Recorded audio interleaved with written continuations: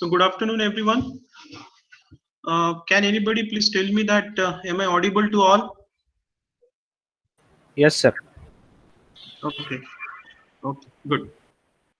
So I'll just wait for 1 minute more and then okay, it's 12:20. So let's start.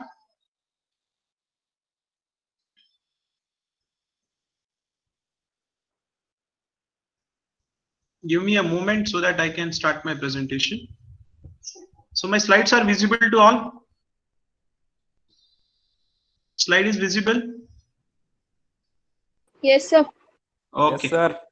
good, good, good. So good afternoon, friends, once again. And I again welcome back all of you for this today's live session. So let us recap of what we have seen in the last week because it's too long that we met online. So last Wednesday we met online and today is Monday. So there was a huge gap between these two live sessions.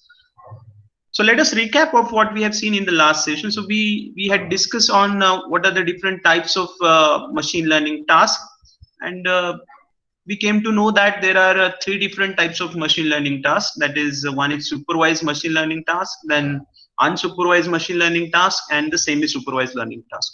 So we have already covered the supervised machine learning task and unsupervised machine learning task. So supervised learning has two types of tasks, that is classification and regression. Whereas in unsupervised learning, we have again two types of tasks, that is, one is grouping the similar type of element, that is to form the clusters, and other is finding the association between the items.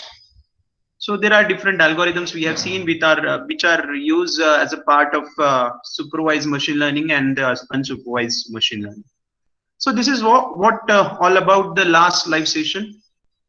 So in today's session, we will discuss on the third type of machine learning task, that is semi-supervised machine learning task, and then we'll see or we'll discuss further the one of the important machine learning ingredients. Okay, so let us see what is that ingredient. So to start with, the semi-supervised learning task is, in semi-supervised machine learning tasks, the large amount of input data, that is X, is available, and out of this large amount of input data, only some or the few of the data instances or the sample data is labeled. What it means that if I have the 100 samples which I have received as a to train my machine learning model, so out of these 100 samples, only few samples have the labels, like say that only 20 samples have the input and the output labels, and remaining 80 samples they do not have the output label. So that's what it's meaning. So a large amount of input data X has only few instances to be labeled as Y. So we have only few instances which has the output label. Whereas the semi-supervised learning, in which is originate from both the predecessors, that is supervised learning and the unsupervised learning. So semi-supervised learning, it is basically a combination of supervised and unsupervised learning. And a good example to demonstrate this semi-supervised learning is a photo archive, where only some of the images are labeled. For example, that is dog and cat and a person, which are annotated in the image, but the majority part of the photo or the image, it is not labeled. It is basically unlabeled. So there is one common thing that we can observe in supervised, unsupervised, and semi-supervised learning is that a semi-supervised learning is very expensive and it is time consuming. Why? Because we have to give the labels to the data. So this is very expensive, right? So as it may require access to the domain expert, as well as we may have some, we may require some knowledge of domain as well. Whereas data, the unlabeled data is very cheap and it is very easy to collect and store as well. So one can use the unsupervised learning techniques to discover and learn the structure in the data set or in your input variable. And one can also use the supervised learning technique to make the best guess prediction for the unlabeled data, which is again used back into the supervised learning algorithm to train your machine learning model and then make the predictions on the unseen data. So what is semi-supervised learning? So semi-supervised learning basically facilitates the learner to have the two choices. Either you can go with the unsupervised learning techniques, or then you can have the supervised learning techniques. Because why this is? Because we have a mixed data in the data set, in our data set, original data set. Mix, what do I mean by mix? Mix, I mean that some of the data in the data set is labeled, whereas majority portion of the data in the data set is unlabeled. So this allows us to go for either supervised learning or unsupervised learning technique in order to construct or build your machine learning model. So that is what a semi-supervised learning task. So in nutshell, can you answer in the chat box what is semi-supervised learning task?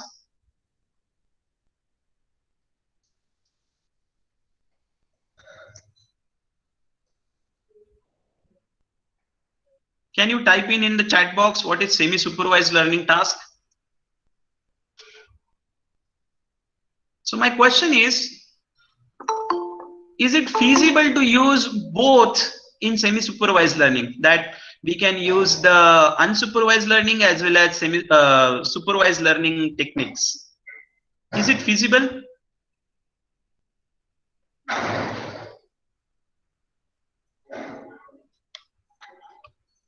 Or what is best?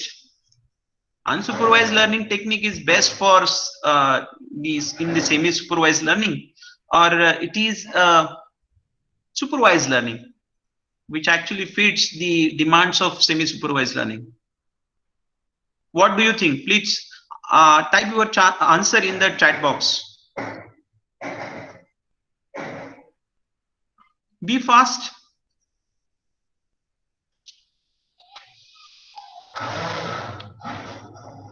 What do you think? Am I audible to all?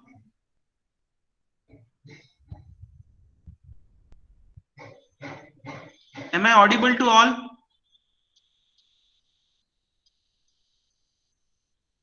Can anybody please tell me, am I audible to you all? Yes, sir. Okay, yes, then, sir. okay, then give the answer. It's not a difficult question actually. Both are feasible. Okay. One student is saying both are feasible. So what do you mean by both are feasible? Supervised and unsupervised. So we can use both the techniques together. This is what you want to suggest?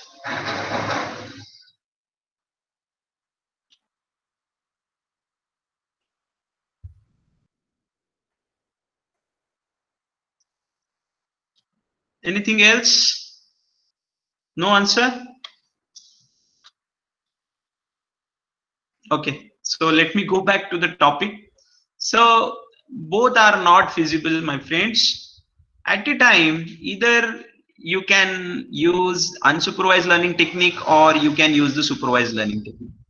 So if you are using unsupervised learning technique, in which case, when we can say that we are looking at the problem or looking at the data set, if you feel that there is a scope to find some, or there is scope to discover some underlying structure within the input variables, then we can use the unsupervised learning. And looking at the data set or looking at your data, if you feel that there may not be any such scope to find the underlying structure or some patterns within your data set, then that case you can have the liberty or the luxury to use the supervised learning technique in order to construct the model and then make the prediction based on the for the unseen data. So that's very clear. We cannot use the combination of both, that on few data we use the supervised learning and then for other data we can use the unsupervised learning, and then you can have the some hybrid model which is basically the combination of supervised and unsupervised. That's not possible, my friend. So how do we choose the technique? So it is basically based on the data set, remember. So that's all from the types of machine learning task. Any doubt in this topic, types of machine learning tasks? So we have seen 3 types of machine learning tasks as a part of this topic: supervised, unsupervised, and semi-supervised. If you have any questions, please let me know. I'll give you 1 minute and then I will go to the next point quickly. So we have seen supervised, we have seen unsupervised, and then we have seen the third type, that is the semi-supervised. Is there any difficulty or is there any doubt or queries in this? Yes or no? Anybody can unmute your mic and please tell me whether it is understood. Anyone? So Vedant, are you there? Yes, sir. Yes, sir. Okay, so no problem. So I consider that there won't be any problem to anyone with respect to this topic that is types of machine learning task. Yes, sir. So let's move to the next topic. So I'll just give you the glimpses of that topic in this presentation, and to discuss in detail, I'll navigate to the other presentation. So feature, we have seen, is one of the important ingredient in machine learning. So we can say that feature is basically the taboo or the pillar of the machine learning system, which actually determines the success of your machine learning application, whether your machine learning, the resultant machine learning application is successful or not. So it is one of the measure to determine the success of your machine learning system. So we can say that the goodness of model is depending on the goodness of your feature. Okay, so whether your model is good or bad, it depends on whether the feature that you have selected or the feature that you have chosen or extracted in order to construct or build the model are good or not. Okay, so if you have selected a good feature, then definitely the resultant machine learning model that you have built or constructed will also perform in a good manner. So mathematically, if I want to define a feature, then features are functions that map from the instance space to some set of feature values, which are called as the domain of the features. So what are the different variety of features? Let me go back. So features may have set of integer, there may be the number of occurrence of particular word. It may have Boolean value like true and false for the email in a spam or ham, or it may have some arbitrary infinite values, right? So let us start. What is this feature? And I will try my best to give you the best essence of this ingredient, that is feature. So let me go back to the next presentation. So I will stop sharing this presentation and I will share the other presentation. So give me a moment to share the presentation.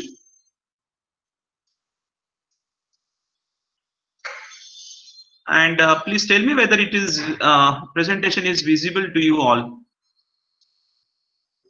You can type in chat box. So whatever you want to communicate to me. So I think chat box is the ideal way or the ideal platform to interact online.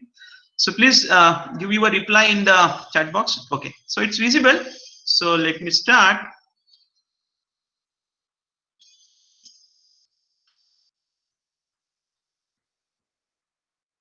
So in the remaining part of this session, we are going to discuss about the feature.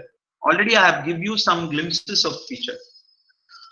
Now how this feature is actually what we have seen, that it decide whether the model is good or not. It is one of the pillar, it is taboo, it is one of the important ingredient in building the machine learning model. It decides whether the resultant model is good or not. So we have seen that all these are basically depend on the type of feature that we have selected and how your feature affects the quality or the performance of your machine learning model, that we are going to see in this session. So better to take some example. So consider the example of predicting the academic performance of students like you and me. And in this problem, the training data is provided in the form of X and Y pairs. That means the input variables labels are known to us. Okay. So X, it represents the input and Y, it represents the output. Now X has different values, whereas Y also have some values. So X has the different values are X1, X2, X3 and X4, and they are referred as the feature of the X. They are also referred as the dimension of X, as well as they will also referred as the input variables for the X. So remember, there are different terminology. So maybe in some lecture I will use input variable, I will use the word dimensions, I may use the word feature. So don't get confused. These are all the same name given to the features. So in this case, X1, X2, X3 and X4, they are all my features. Okay, whereas Y is the output, and again the output also have two labels. So all the values, all the feature values of X1, they may either have the label S or no. Similarly, all the values of X2 may have the label S or may have label no, and so on for the X3 and X4. So let us say that X1 is, what is this first feature? First feature, it represents the attendance of student. The second feature, it represents the previous academic year result, whereas the third feature, it represents the percentage of regular submission of practicals. And I know that this is really a one of the important feature from the teacher's perspective. So there is a lot of scope that we can give the negative marking to the students, because only a small portion of students, they submit their practicals on time. Okay, so and the last feature, that is the whether the student likes more movie star Rajnikant or not. So this is again very interesting feature that we have extracted. So let us go to the next slide and let's see how these features that we have selected as a part of this example, are they really worth? Okay, so let this data is given to learning algorithm to construct the machine learning model. Now consider a case that we have selected a learning algorithm and we have constructed a machine learning model which predicts the academic performance of student by using only one feature, and we have selected that feature to be X4. We know that what is this feature? This feature says that whether the student likes the Rajnikant or not. So that means this feature has only two values, that is 0 and 1. So 0 means student don't like the Rajnikant and 1 means student likes the Rajnikant. Now what do you think? What would be the performance of this model? Can you just type your answers in the chat box, or you can unmute your mic? I'll just randomly take the name of any student. I want to go to Abhishek Morankar. Yes, Morankar, are you there?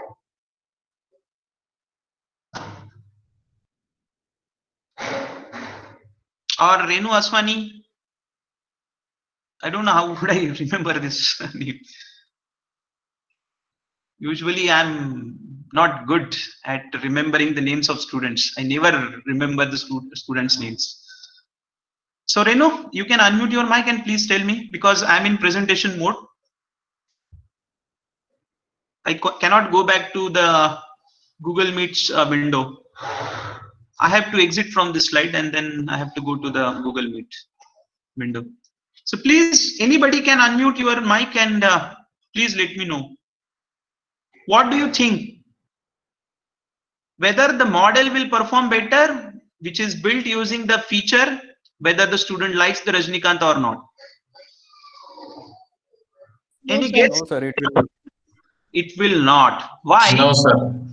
Yes, yes, no, no. The answer is no, because we know that the students' liking of Rajnikant does not decide the academic performance of them, right? So that's the reason it's very clear and it's very easy to identify that yes, this feature is not the appropriate feature to build the machine learning model, right? It has this feature do not have any confidence in building the machine learning model. Now in second case, when we are learning the machine learning model using the remaining three features x1, x2 and x3. So we know that x1 is the marks of students, and then 2 is the submission, and 3 is the last year's result, and so on. So now this learning model, this machine learning model would be more useful than the earlier one, because the features have some meaning. The feature has some confidence in building the machine learning model. They have some weight. Okay, so features really plays an important role in machine learning, because feature decides or influence your resultant machine learning model, and that's the reason they are very important as a part of machine learning process. So let's quickly go to the next slide. That is, let's see how we can mathematically represent the features. So features, I think before this I have already mentioned that they are mapping function which maps the instance space to set of feature values which are called as the domains of feature. So fi here, it represents some ith feature, okay, whereas x is my input instance space, and this capital Fi, it represents the domain of this feature I. For example, typically we'll take a last example. Let's say that x1. So x1 is a mapping function of x tends to capital Fi. So x means what? This feature x1, it belongs to the input instance space x, and it has the domain Fi. Okay, Fi is what? Capital Fi, capital F, subscript I. It represents the domain of the ith feature. Now here ith feature is x1. So Fi, capital Fi, it represents the domain of the x1. Now what is that? That is, what is the domain feature? What do I mean by domain here? So domain is nothing but the set of all the values of the feature I, to which domain it belongs. Okay, whether it belongs to integer, whether it belongs to some Boolean value, whether it belongs to some quantitative value, whether it belongs to some categorical value, ordinal value, and what not. Okay, so capital F, it represents the domain of the ith feature. I hope this topic is clear to you. Okay, then there are you can say that k domains for every feature. So if there are k feature, then the instance space is defined as all possible combination of values of all the features. So depending on the nature of feature, the domain of feature will be changed. Okay, so that we are going to explore using some example, as well as, and what are the different domains of feature, that I will show you in the subsequent table. Okay, so upcoming slide is very important from this perspective, from this features perspective, because I am going to explain this with some example. So this is a data set I have chosen. I have chosen only few samples. You can see there are only 6 samples in this data set. So this data set is actually a famous data set. It is a flower data set, and it is highly used in machine learning. This data set is called as iris data set. So iris is a famous plant in United States, and this plant has different species, right? So there are 3 different types of species of this plant. One is setosa, other is versicolor, and virginica. So these are the species of this plant, and the features that are extracted from this plant, which actually decides which type of species it is. Okay, so we have extracted 4 different features. So this is nothing but a sepal length, sepal width, petal length, and petal width. So these are basically the features which are extracted from the leaves of this plant. So you can see that. So this is called as petal, then this is called as sepal, and so on. Okay. So sepal length, sepal width, petal length, and petal width. These are the 4 features we have extracted. So you can see that this is X1, this is X2, this is X3, and this is X4. Now, can you tell me what is the dimension of this data set? What is the value of D? D represents the dimension of data set. So what is the value of D? How many? 4. Yes, exactly. Because we have 4 features, so that's the reason the dimension of this data set would be 4. Now what this represents? So this represents the value for the first feature X1. So what this first value represents? It is X11. This value represents X12. This value represents X13. This value represents X14, and so on, X1n. The same way, this second column represents the second feature, that is sepal width. So again, this is the first value of the second feature, this is the second value of the second feature, and so on. This is the last value of the last feature, and so on. Okay. Now you can see that the last column, that is called as species. Now this is our factor variable. So last column, it has the categorical values, or it has the ordinal values, what we can say, right? So basically these are the ordinal values, or sometimes it is also referred as the nominal values or categorical values, right? So it has 3 values. It may be setosa, it may be versicolor, or it may be virginica. So this is my data set. Now if I want to map this data set to the previous slide, how do I map it? So let's say that X11 tends to, X is my entire this data set, that all the rows and all the columns. I have total 1, 2, 3, 4, 5, 6 rows and 5 columns. So 6 by 5 matrix it get forms.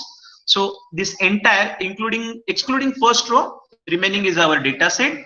So X11, X tends to Fi. So what is Fi? Fi is F1. That is the domain of the first feature.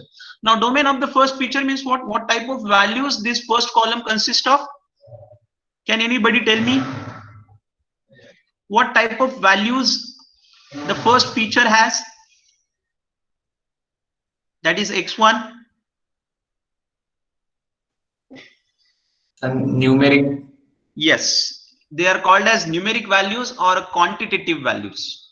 Okay, they are also referred as a quantitative value. So this first column, second column, and third column, and fourth column, they all belongs to the same domain feature, that is numeric.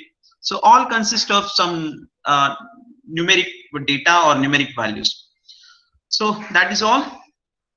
So I hope you understood what is the mapping function, the feature mapping function. So feature actually it maps the function, input instance space function. Now we'll see what are the different domains of the feature.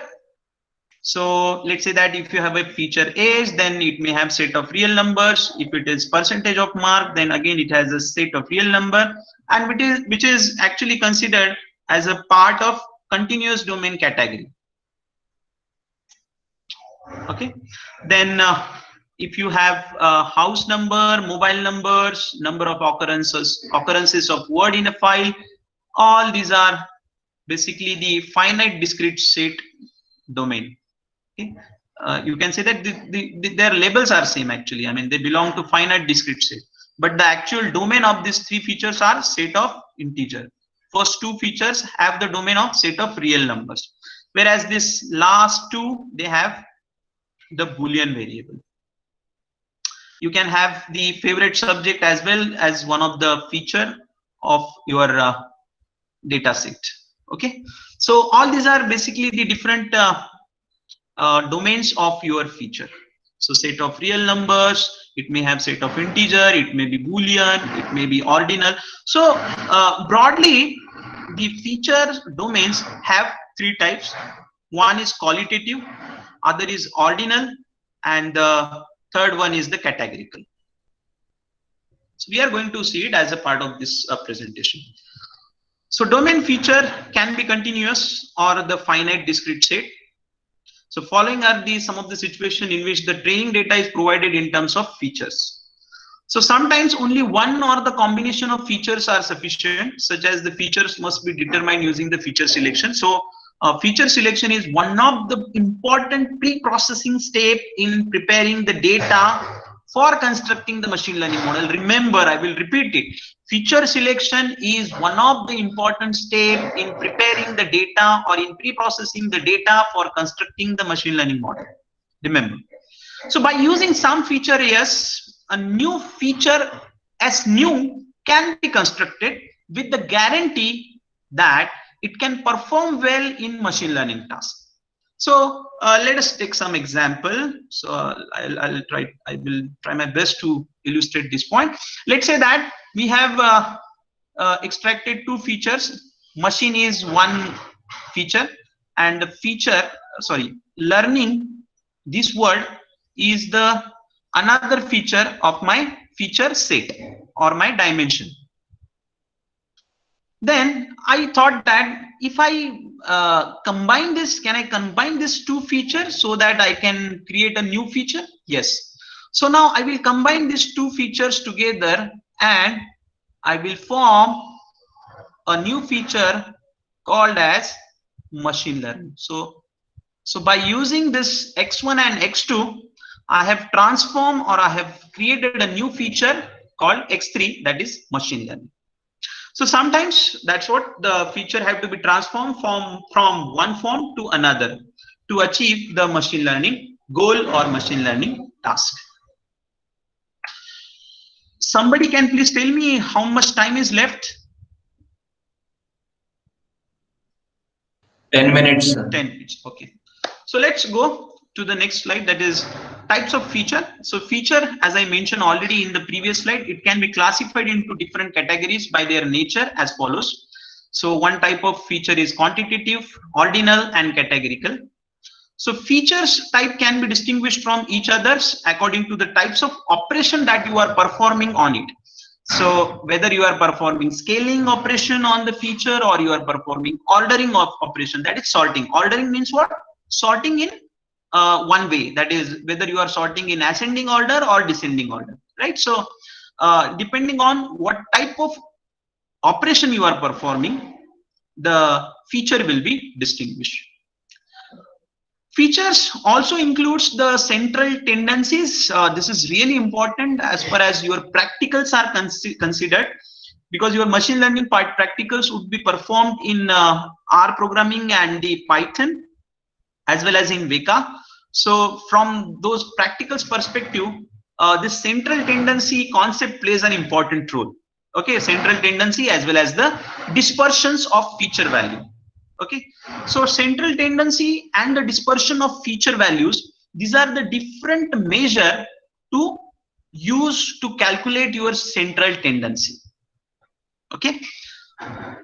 Okay, so these are some, let me go back. So these are some different measures of calculating the central tendencies. So mean, median, and mode. So can anybody give me the answer of mean? What is how do we calculate the mean for some set? Let's say that we have the input instance space x, which has the feature x1, and feature x1 has this value. Let's say that 1, 2, 3, 4, so on, 10. Now what would be the mean of this? What would be the mean of this? How do we calculate the mean of this set x1? By adding all the numbers and dividing by total number of elements. Exactly. So we add all the numbers in the set 1 plus 2 plus 3 plus 4 plus 5 plus 6, 7, 8, 9 up to 10 divided by how many numbers are there in the x1? There are 10 numbers. So what is the correct answer? So 55 divided by 10? 5.5. 5. So 5 is the right answer. So the mean of this set will be, is it 5.5 or 5? 5.5. 5. Right. So the mean will be calculated as 5.5. Okay.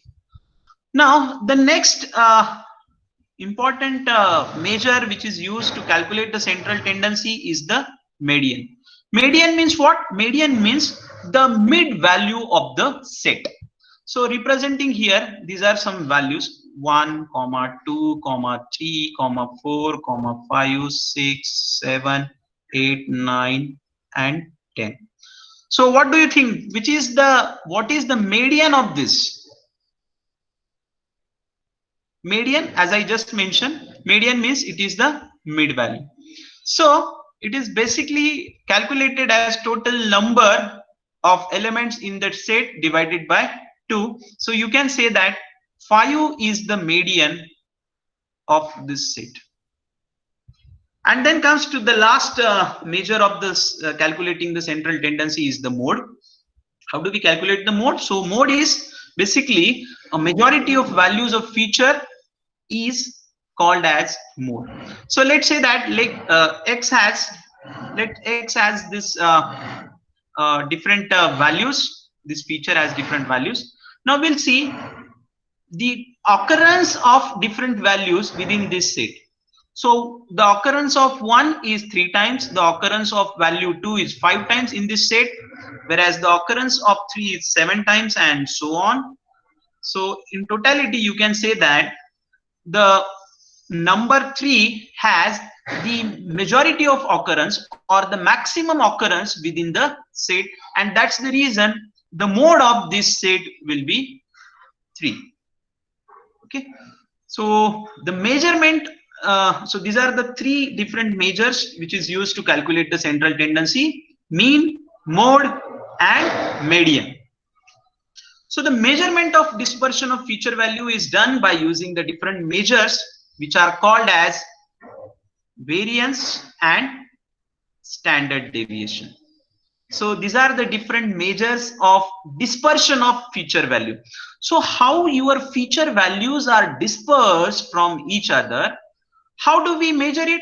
So variance and standard deviation are the 2 ways by which we can measure or we can calculate the dispersions of feature value.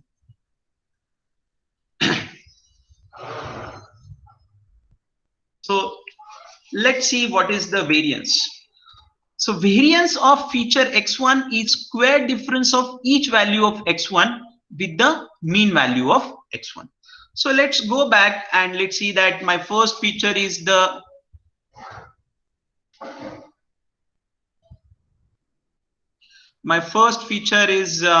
sepal length. Okay, and it has only, for time being, I'm just taking 3 rows.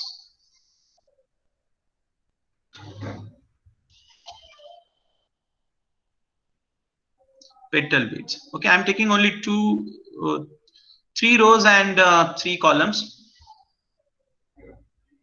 So SL stand for sepal length, PL stand for petal length, and PW stands for petal width.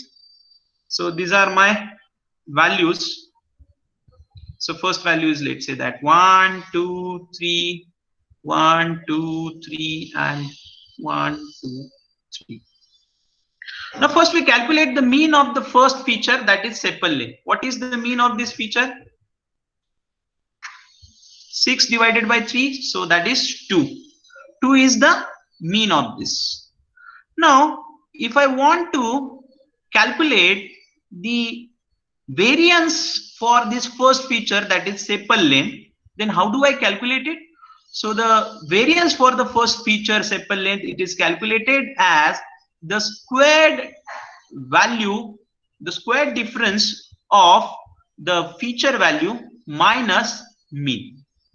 So 1 minus 2, take a square of 8, and then that will give me the variance of the sepal length for the first feature value. So this is my first feature value, 1 1, first feature and first instance. This is first feature and second instance. This is first feature and the second instance. So likewise, we calculate the variance for the second feature in the same way, 2 minus 2 square, so it will have 0. Then 3 minus 2 square, it will have 0.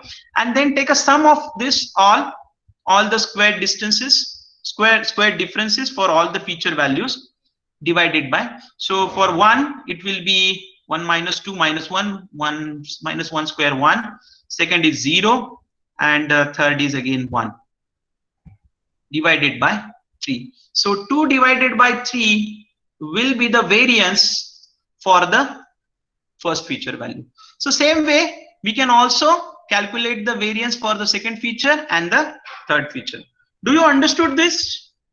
Can anybody please unmute the mic and tell me? Anyone? So randomly I will take the name. Yes, sir. Understood. Okay, very good. All of you?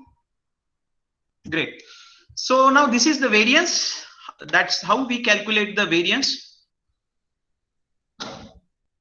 Variance of feature x1 is a square difference of each value of that feature with the mean value of x1.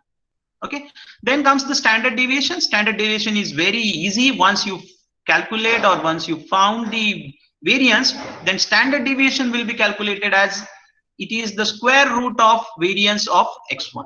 If the square root of x1 is 2 by 3, then it if the variance of the first feature x1 is 2 by 3, then its standard deviation will be calculated as the square root of 2 by 3. Then comes the third measure for the dispersion values of the feature is called as the quantile. Now there are different types of quantiles.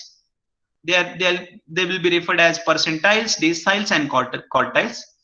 If p is multiple of 10, then pth percentile is called as decile, and if the p is multiple of 25, then pth percentile is called as quartiles. So let's go back and I'll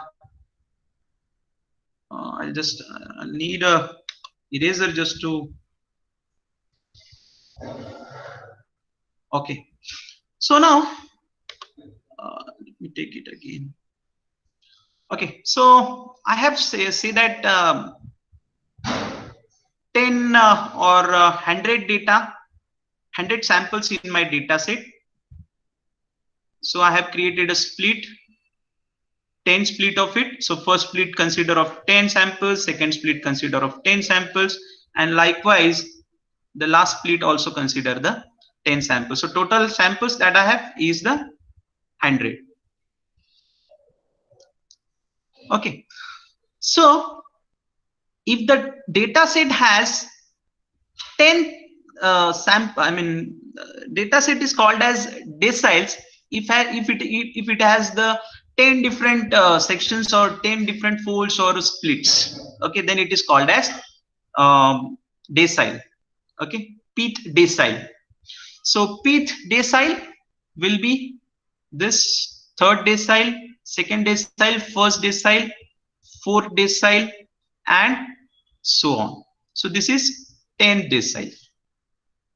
Now if I splitted the data set, okay, using, or if I created the four folds or the 4 splits of this 100 sample, each fold consists of 25 samples, then it is called as quartiles. Okay, quartiles means what? We have splitted the data set such that there would be equal size of 4 folds and each is referred as the quartiles. So now what is how do we label these quartiles? So this is the first quartile, this is the second quartile, this is the third quartile, and this is the fourth quartile. Okay. Now this data set will have some mean. Okay. As well as this data set will have some low value and maximum value. Now let's go back and we'll discuss this example with respect to this data set. I'll just take a eraser and let me. Okay. Now if I want to find out what is the minimum value in this first column, please tell me what is the minimum value in this first column. 4.9.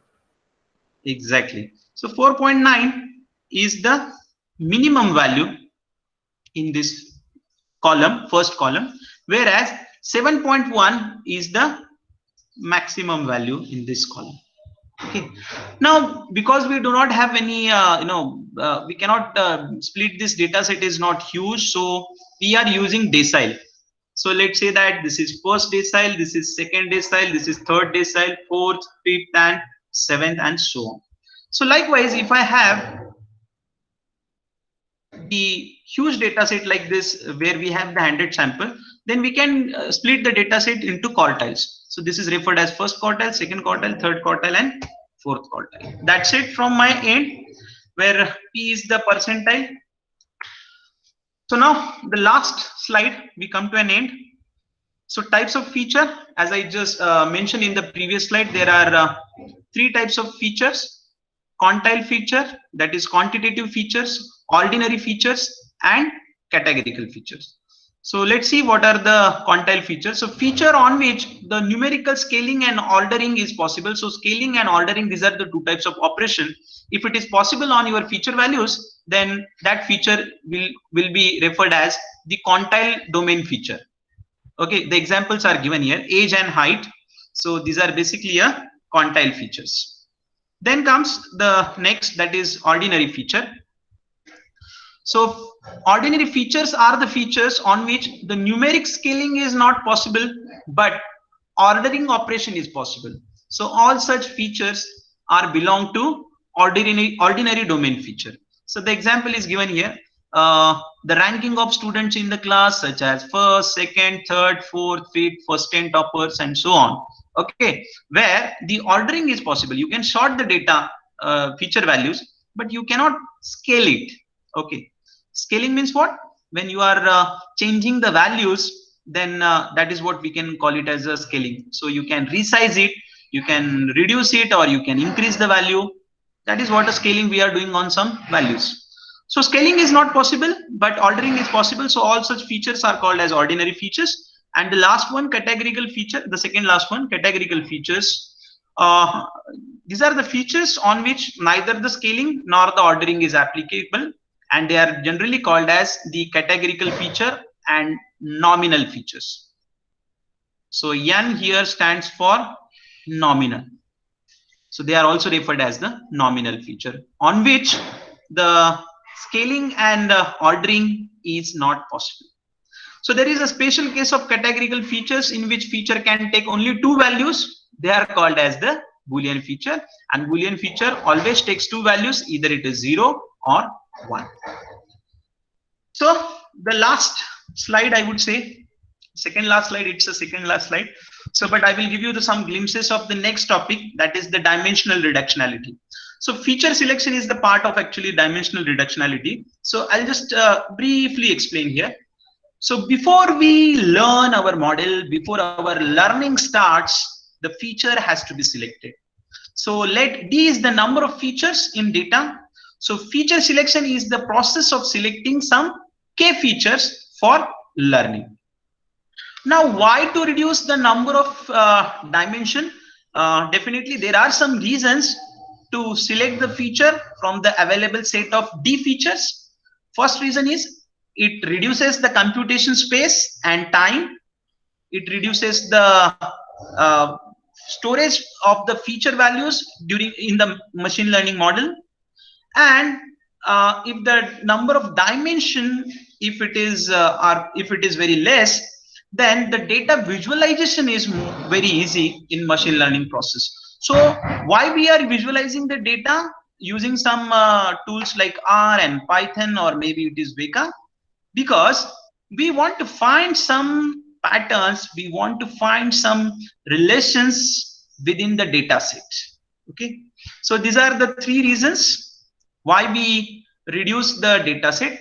So we have D represents the total number of features from your data set. Let's say that you have 50 features, and K represents what? It's a feature selection. So K is, let's say that we have decided that we have to use only 5 features, that is sepal length, sepal width, petal length, and petal width, and the species. These are the 5 features that we have selected. Remember, my friends, K is always less than D. Why? Because K are the feature, it is the subset of the D. K is always subset of D. So that's all from my end. So of course, in the next lecture, we are going to discuss the dimensional reductionality, in which we'll see what is the curse of dimensional reductionality, how to select the feature, are there any algorithms available to select the features. After selecting the feature, if I come to know that all the selected features set, subset, that is K features, if they are not useful, and it again overhead my machine learning model, or it increases my time complexity and making my model very complex, then what next? Then how to select best feature, how to extract the best feature from the K feature, that is the selected feature selection set. Okay, so that is the next topic, that is feature extraction, where we are going to use a very widely used algorithm. Thanks a lot. These are some references for this presentation. Thank you once again for patiently listening. If you have any doubts, please let me know.